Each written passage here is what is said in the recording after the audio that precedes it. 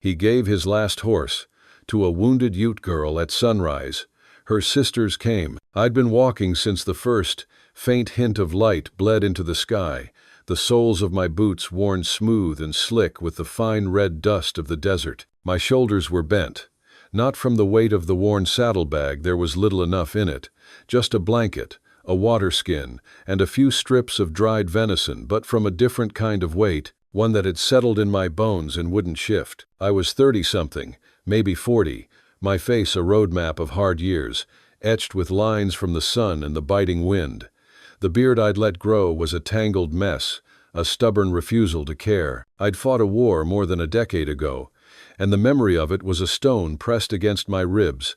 Faces that had gone missing, orders followed without question, and choices made that had left me hollow. Since then, I'd been a ghost, drifting across the territories from one job to the next, a season on a ranch, a turn guiding freight wagons, a stretch breaking horses, never staying long enough to be remembered, never wanting to be. The morning smelled of iron and sage.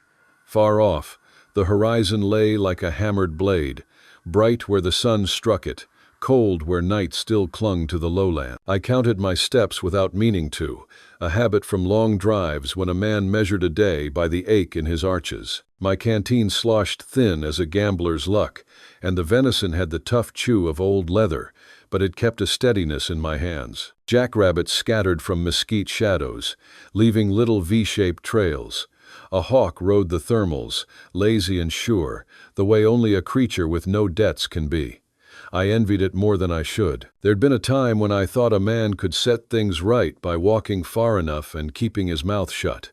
The territories disabused me of that. Trouble was like burrs in wool. You could pass a mile from it and still find it stuck to you at sundown. I had no family left, no claim to land. What pushed me forward now wasn't some grand purpose, just the simple, grinding need to keep going, to stay alive for one more day. The land around me stretched wide and empty, the sun a sharp knife on the horizon. The horse, my last horse, after losing 2 others to thirst and 1 to thieves, snorted softly, its ribs faintly visible beneath a coat of dust. I told myself to conserve the animal, not to ride it to death, so I walked more often than I rode. I'd learned the hard way that a man who spends his horse spends himself. There was no destination ahead, just the vague hope of reaching the next trading post, another day's journey north.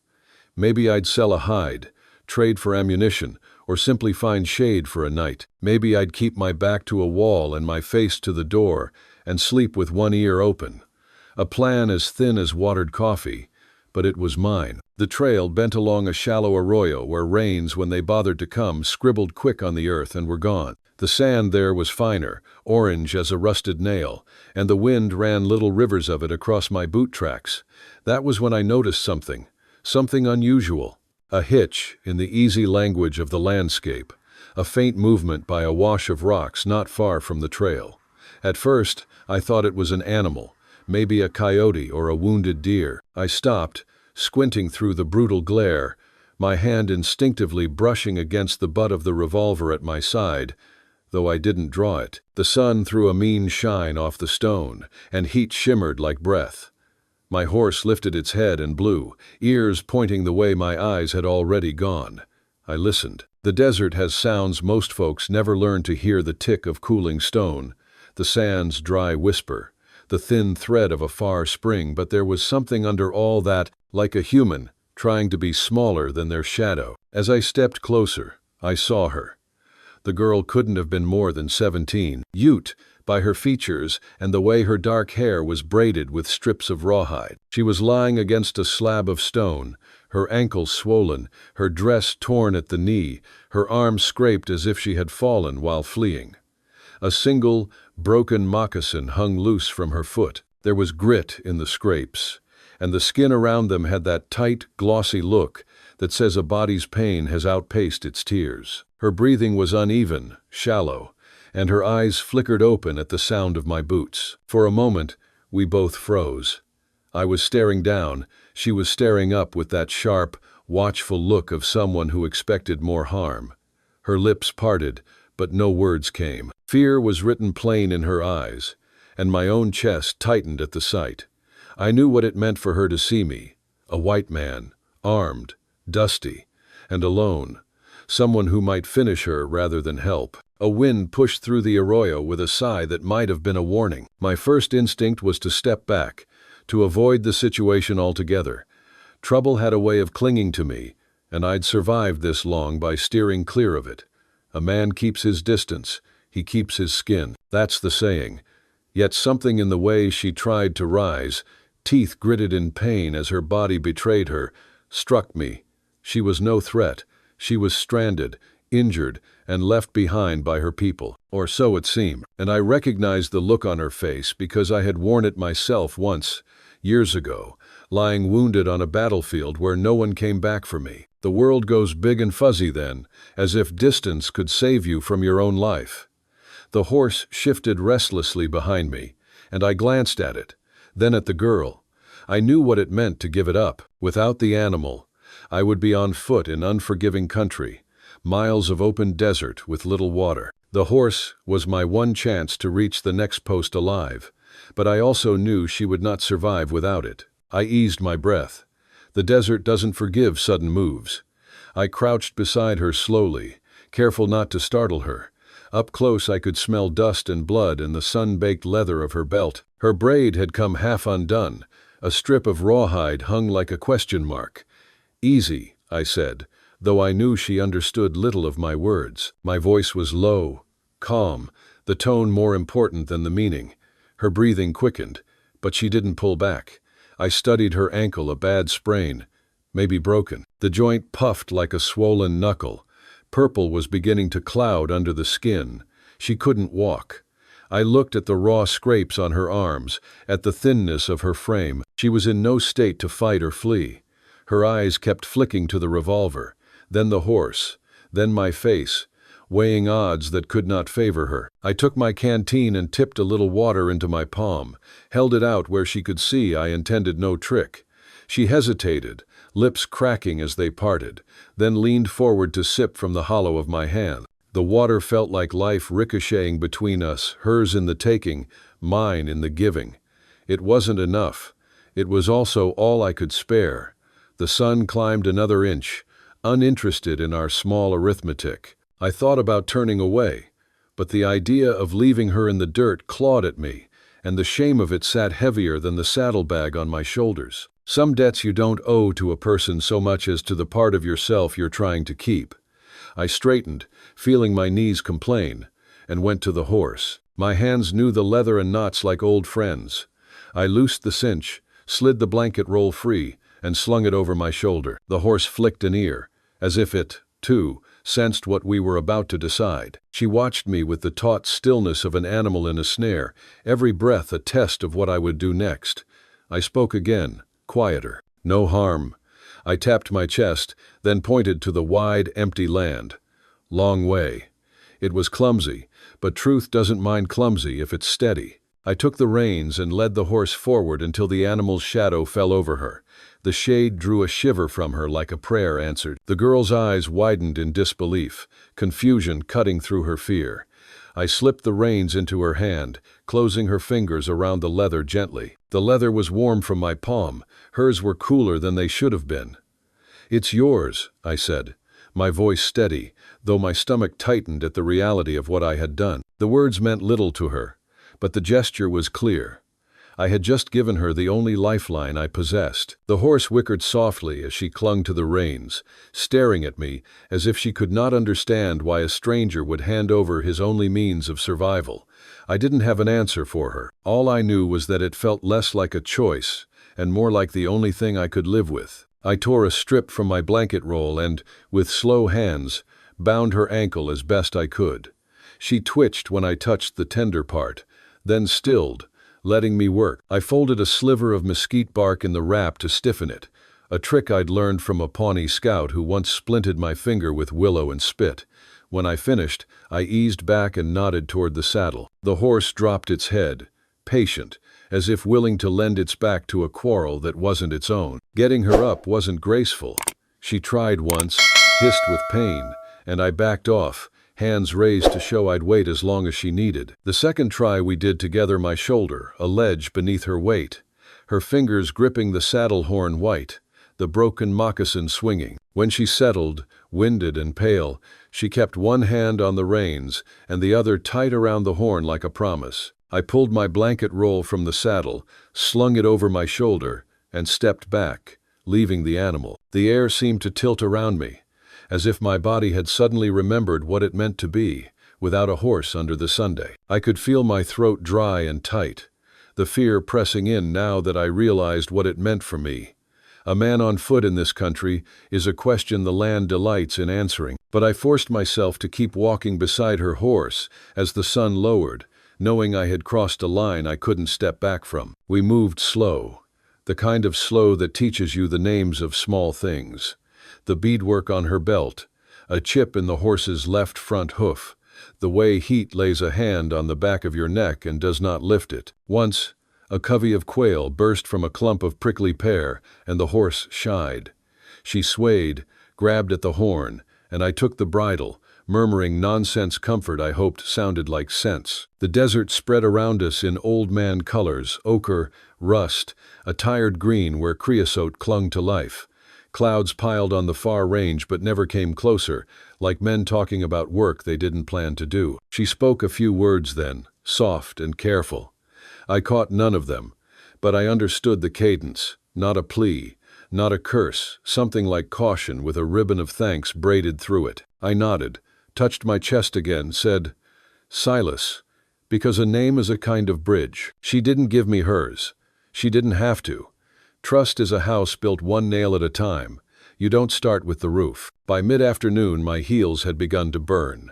The left boot, cracked along the instep, let in enough sand to polish skin raw. I shifted the blanket roll from one shoulder to the other and scanned for signs of water, the green seam of cottonwoods, the damp-bellied smell that sometimes rises from ground that still remembers rain. Nothing quick, nothing near. The horse's ears flicked, more alert than mine, and I let it choose a sideways line that hugged a low ridge where wind carved shallow bowls. In one of those bowls I found a pocket of shade just wide enough to pretend at mercy. I guided her in, lifted my canteen, and counted out 3 slow swallows for her, and 1 for me. The horse got none then.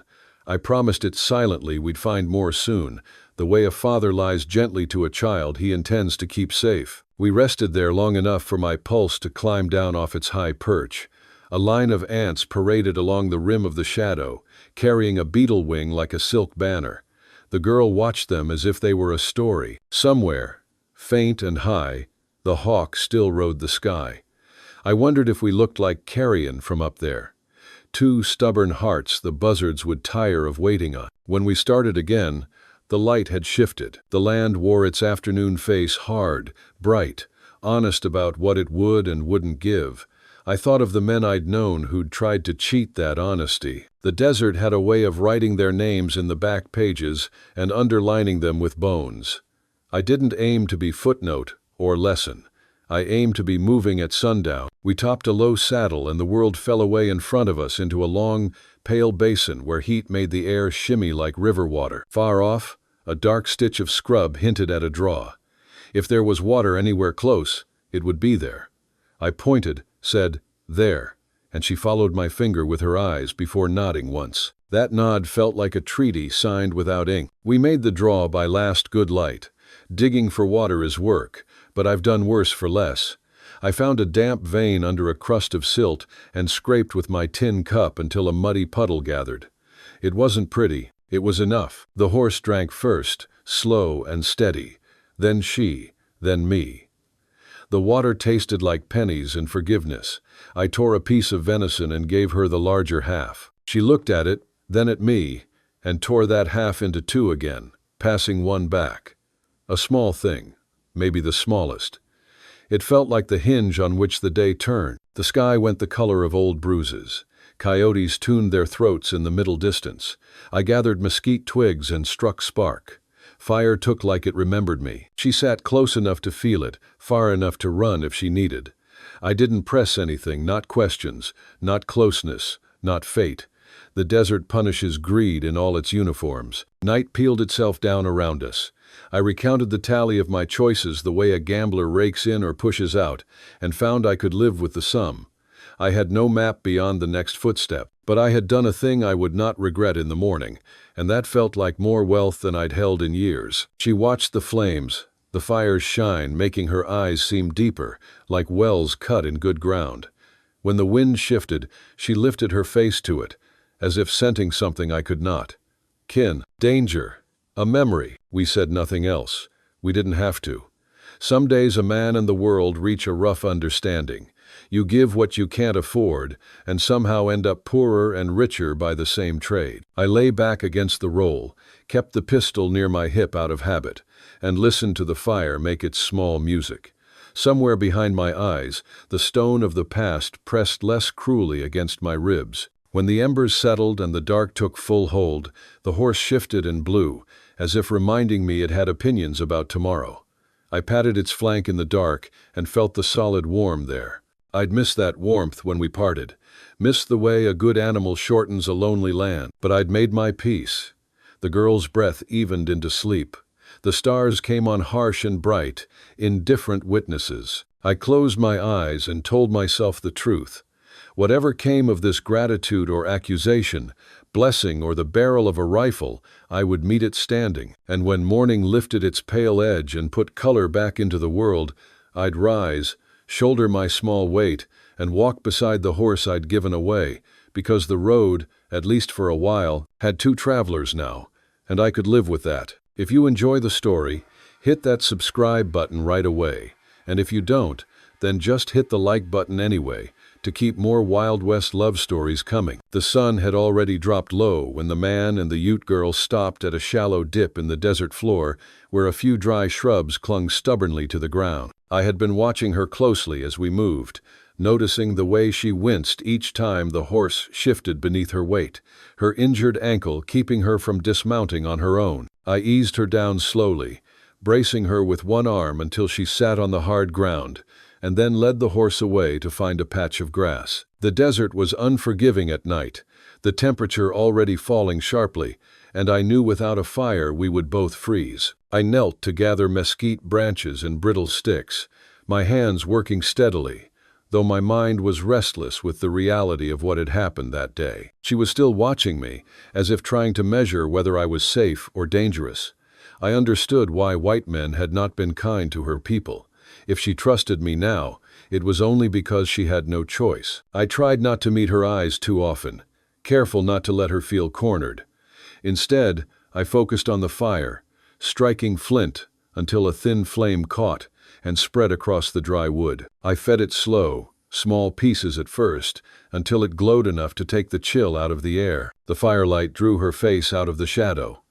Young, drawn with exhaustion, her cheeks smeared with dirt, her lips cracked from thirst. From my pack, I pulled a small tin cup and poured in some water, then pushed it across the dirt toward her. She hesitated, then lifted it with both hands and drank, the water dribbling down her chin. For the first time, I saw a flicker of something other than fear relief.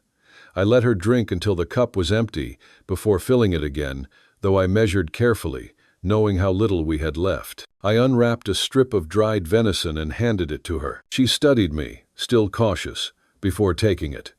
She ate slowly, glancing up at me between bites, as if expecting me to demand something in return. I kept my distance, chewing on a smaller piece myself, the taste dry and salty, enough to keep the hunger from gnawing.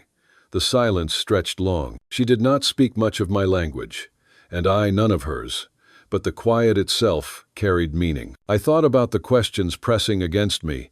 Where had she come from? Why was she alone? What had left her so broken on the trail? But I did not ask. Prying would only deepen her suspicion. What mattered was that she was alive, and I had chosen to carry that burden, whether or not I was ready for it.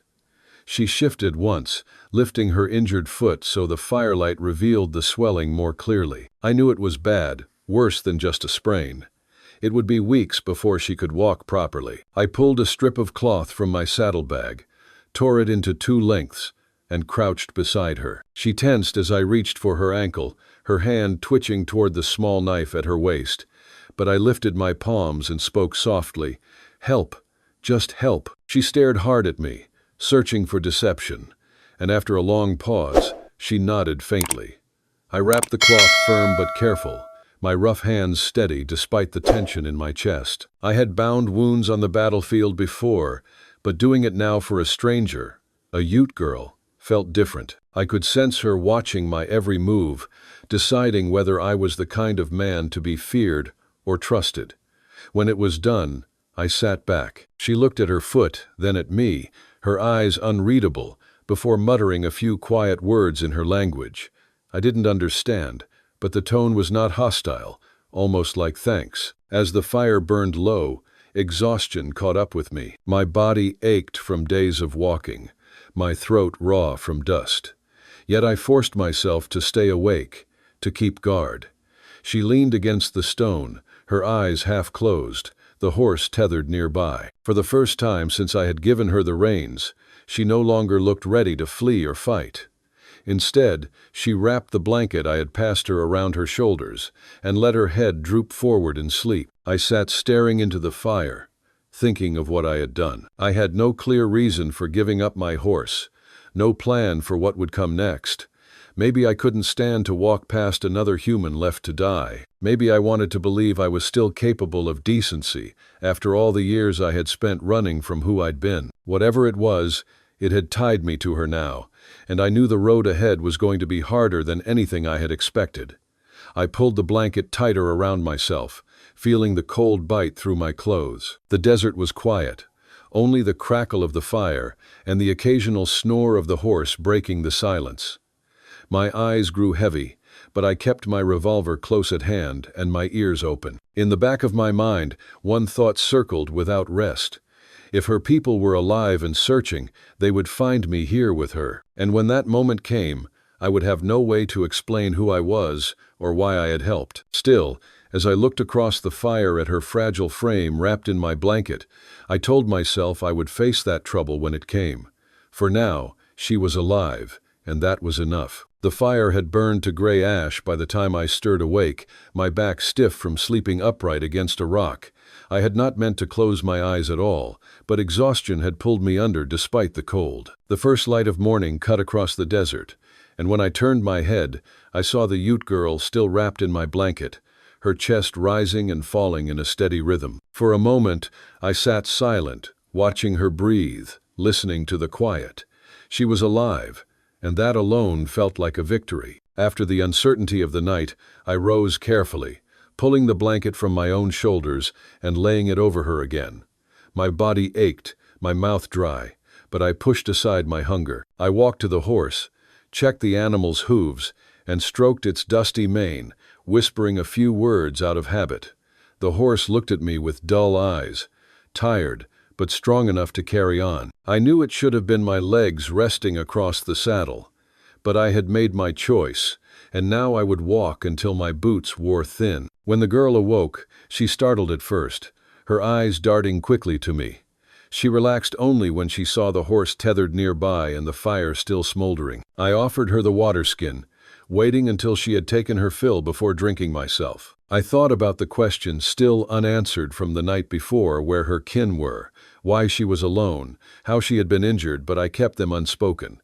Pressing her for answers would only sharpen her fear. All I needed to know was that she could not walk, and I could not leave her. I helped her onto the horse, my hands steady as I lifted her by the arm and leg, mindful of her injury. She did not resist, though her eyes searched my face as if trying to see my intent. When she was settled, I looped the reins in her hands, then began walking north, the desert sun already rising hot against the back of my neck. The hours dragged, dust clung to my boots, and sweat ran down into my beard.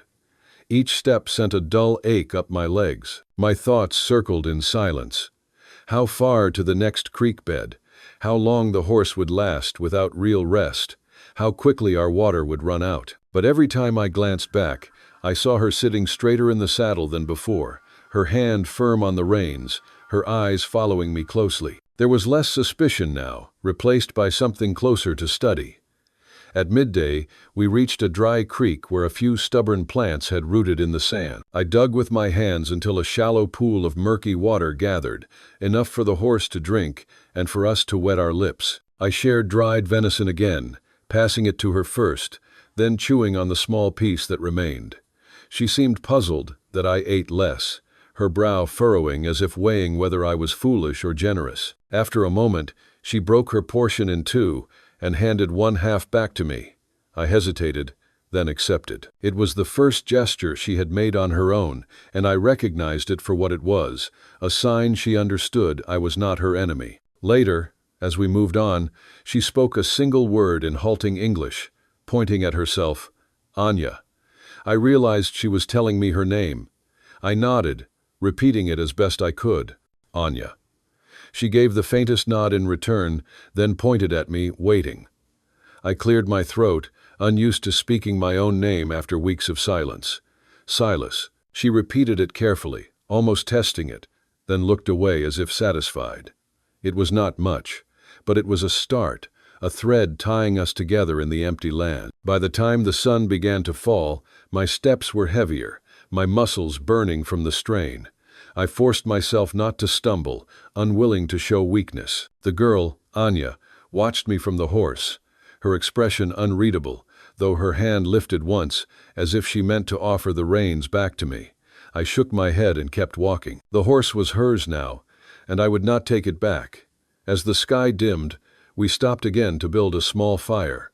I worked the flint with shaking hands, my body close to giving out. I caught her watching me closely, and this time the fear that had marked her every glance was softer, dulled by the rhythm of the day. She saw I was not a strong, untouchable figure of authority, but a man struggling as much as she was. When the fire finally caught, I leaned back against my pack, chest heaving with tired breath. Anya sat near the flame, her injured ankle stretched out before her, her hands wrapped tight in my blanket. After a long silence, she murmured something in her own tongue. The words were quiet but steady. I didn't understand, but the tone was no longer sharp. It was calmer, as if she was speaking not to ward me off, but to share a thought with me. I closed my eyes, the sound of her voice lingering in the air. It reminded me that I was no longer entirely alone.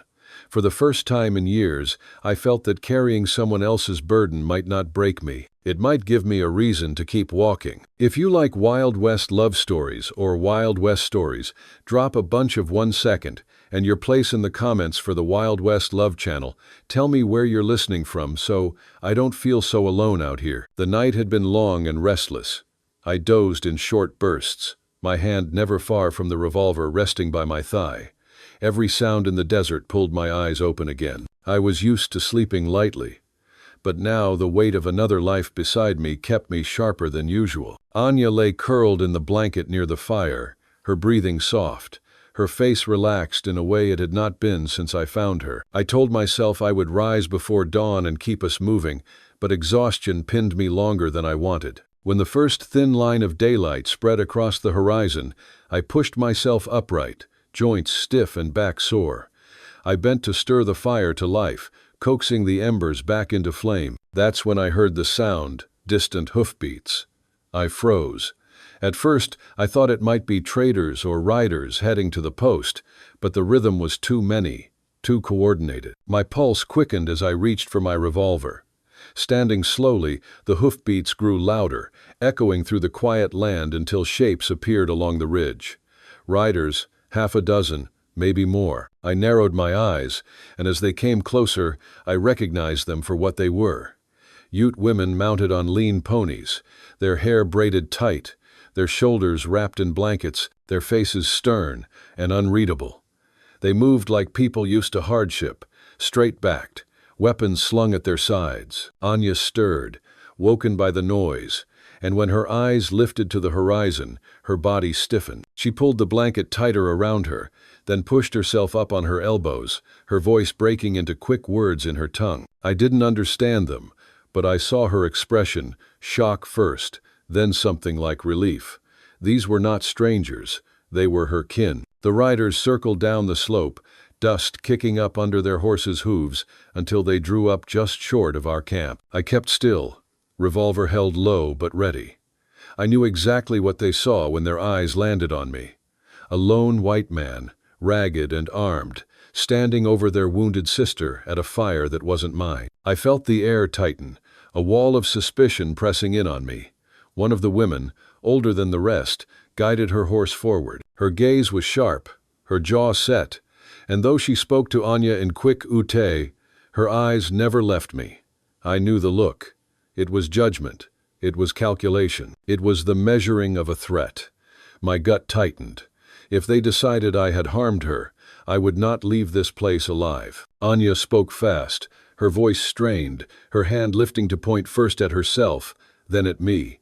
Her words tumbled out, broken and urgent. And though I couldn't follow the meaning, I caught the shape of her intent.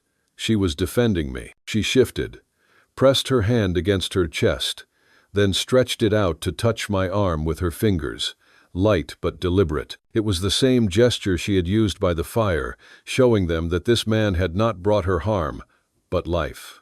The older woman's eyes narrowed, her face unreadable as she listened. Another rider muttered something under her breath, and a younger one spat in the dust, glaring at me with open distrust.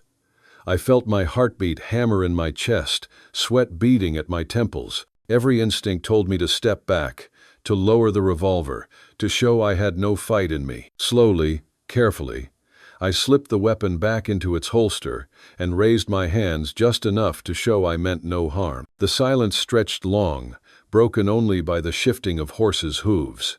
I could feel their eyes cutting into me, weighing whether to believe Anya or not. I fought the urge to speak. Words would do little here. Instead, I kept still, letting Anya's voice carry. She spoke again, softer this time, her hand never leaving my sleeve, until finally the older woman gave a curt nod. It wasn't trust, not yet. But it wasn't death either. The women dismounted one by one, moving to Anya's side. They touched her ankle, checked the bandages I had wrapped, and murmured to her in low voices that sounded more like comfort than interrogation. I stepped back, giving them space, feeling strangely out of place now that she was no longer alone. Yet, as I moved away, Anya's eyes followed me, and when one of the younger women barked something sharp in my direction, she shook her head quickly, defending me again. I felt the knot in my chest loosen just slightly. Whatever storm I had walked into, she was willing to stand between me and its worst edge. I exhaled slow, steady, watching the morning sun spill over the horizon and cast long shadows across the desert floor. The moment I had feared since giving her the horse had come. Her kin had returned. I didn't know what my place would be now, whether I'd be cast aside or tolerated.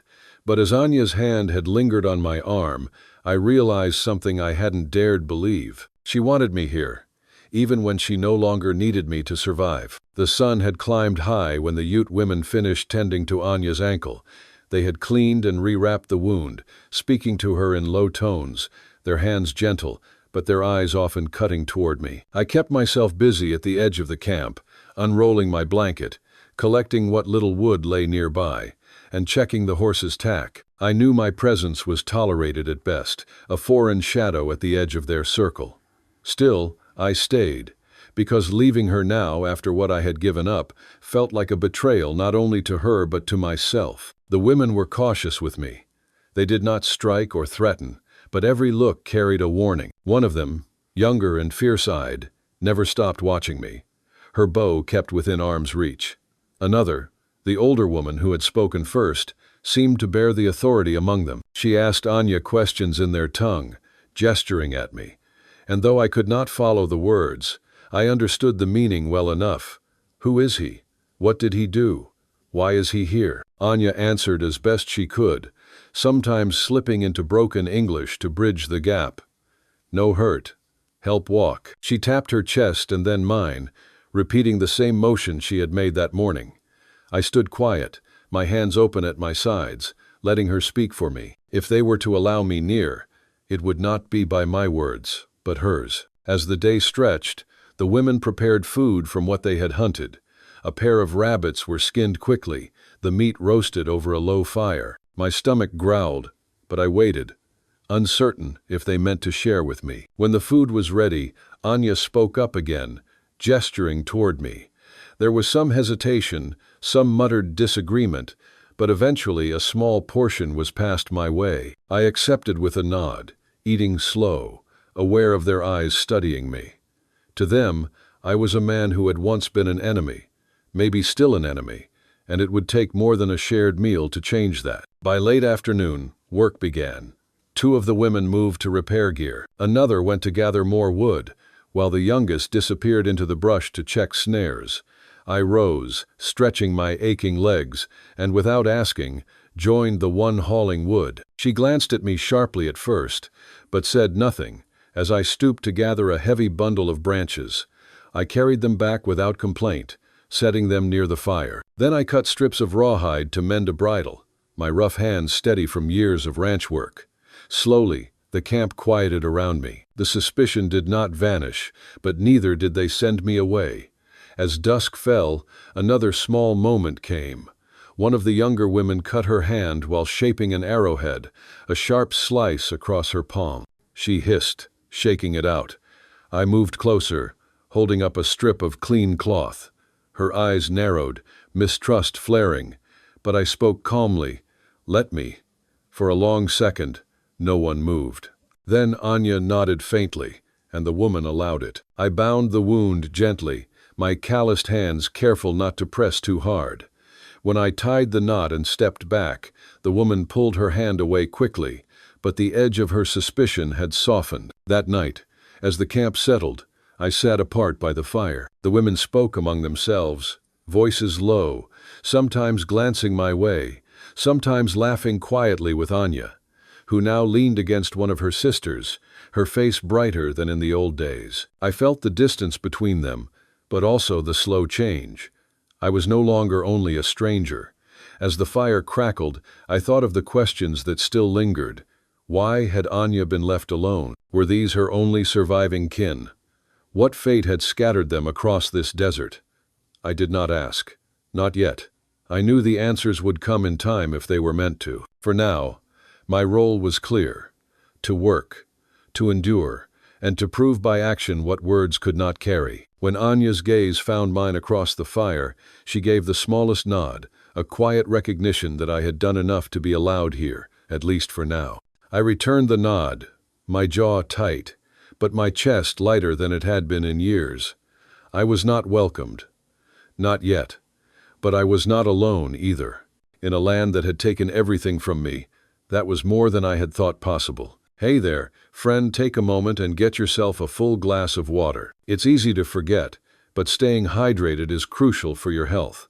Also, if you've been sitting for a while, do a quick lap around the room and give your eyes a break from the screen. Your body will thank you. The day settled into a rhythm I had not expected. Each morning the women broke camp and moved slowly across the mountain canyons, their ponies sure-footed along narrow trails, their eyes always alert for signs of danger. I walked beside them on foot, my boots grinding over stone and sand, my body growing leaner from the constant labor. I carried water, cut wood, and lifted burdens without complaint. At first, no one spoke to me beyond what was necessary, but the longer I endured without asking for more than my share, the less they looked at me like an intruder. Anya's ankle remained bound, but she grew stronger with each passing day. She no longer winced at every movement. And when the group stopped to rest, I sometimes saw her testing her weight carefully, her face drawn in determination. At night, when the firelight painted the canyon walls in shifting orange, she would sit closer to me than before. She did not speak much, but when she did, she tried short English words, repeating them with the same patience she had once shown when giving me her name: fire, water, walk, night. I answered in kind, my deep voice steady, offering the words back to her so she could hear their shape. It was a quiet exchange, but it gave us both something to focus on beside the silence. Still, I knew the sisters watched. I felt their eyes in the dark when Anya lingered beside me, and I knew they were asking themselves if I was safe to keep near. I never overstepped, never reached for her, never demanded her attention. If she chose to sit beside me, it was her choice alone that more than anything seemed to ease their suspicion. One evening, as the fire burned low, I was mending the sole of my boot with a scrap of rawhide when Anya eased down beside me. Her gaze was fixed on the flames, but her voice carried just enough for me to hear. Family gone. The words were halting, uncertain, but clear enough. I paused, my hand still over the leather. I turned to her, my brow furrowing. She didn't look at me, only stared into the fire. After a long silence, she spoke again,